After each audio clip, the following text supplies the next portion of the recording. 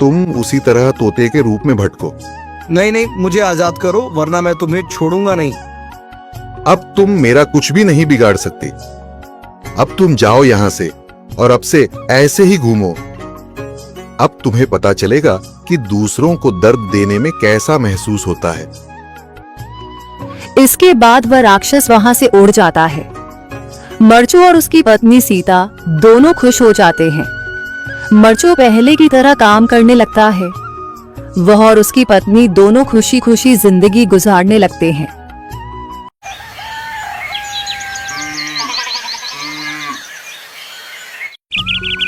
मरचू जंगल से लकड़ियां काटकर बाजार में बेचने गया, लेकिन उसे लकड़ियों के अच्छे दाम नहीं मिले।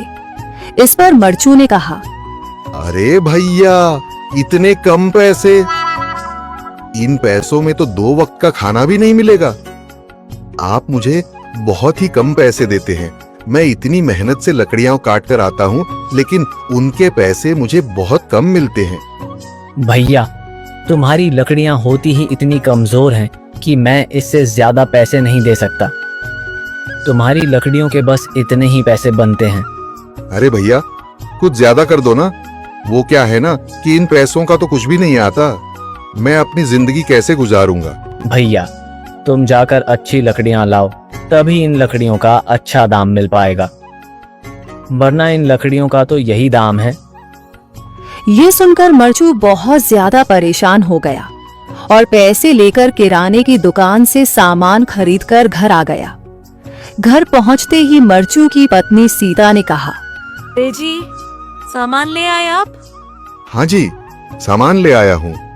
सीता के चेहरे पर खुशी छा जाती है, लेकिन जब उसने सामान देखा, जी, इसमें तो बहुत थोड़ा सामान है।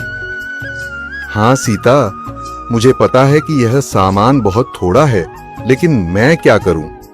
मेरे पास जितने पैसे थे, मैं उतने का ही सामान लेकर आ गया हूँ। इस तरह हमारा गुजारा कैसे हो पाएगा जी? आपको तो पता ही है कि हम कितनी मुश्किलों से गुजारा करते हैं। हाँ हाँ, मुझे पता है, लेकिन मैं कर भी क्या सकता हूँ? मेरे पास इतने पैसे ही नहीं कि हम एक अच्छी जिंदगी गुजार सकें। इतनी मेहनत कर रहा हूँ, लेकिन फिर भी मेहनत का फल नहीं मिल रहा। इतनी मेहनत से अच्छी लकड़ी काट कर आता हूँ, लेकिन मुनासिब दाम नहीं मिलता। मैं तो बहुत परेशान हूँ। क्या करूँ?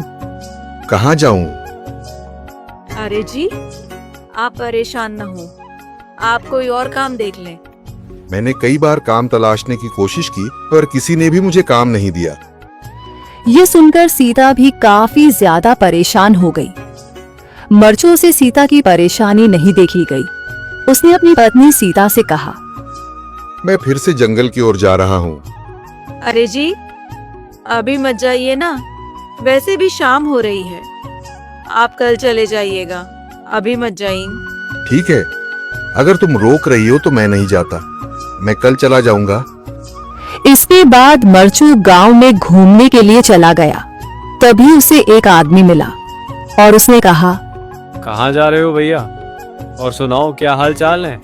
जिंदगी कैसे गुजर रही है? अरे भैया, तुम्हें तो पता है कि लकड़ियां काटकर कैसे गुजारा होता है। हाँ भैया, तुम सही कह रहे हो। और आसपास के जंगलों में अच्छी लकड़ियां भी नहीं है। इसके लिए तो जंगल के अंदर जाना पड़ेगा। पर जंगल के अंदर तो काफी सारे जंगली जानवर होंगे। मुझे बहुत डर लगता है भैया, मैं जंगल में कैसे जाऊंगा? हाँ भैया, जंगली जानवर तो होंगे, लेकिन अच्छी लकड़ियां तो वहीं से ही मिलेंगी। ये सुनकर मरचू बहुत ज्यादा परेशान हो गया, लेकिन वह आदमी बिल्कुल ठीक कह रहा था। जंगल के किनारे की सारी लकड़ियां कट चुकी थीं। अब सिर्फ जंगल के अंदर ही अच्छी लकड़ियां बची थीं।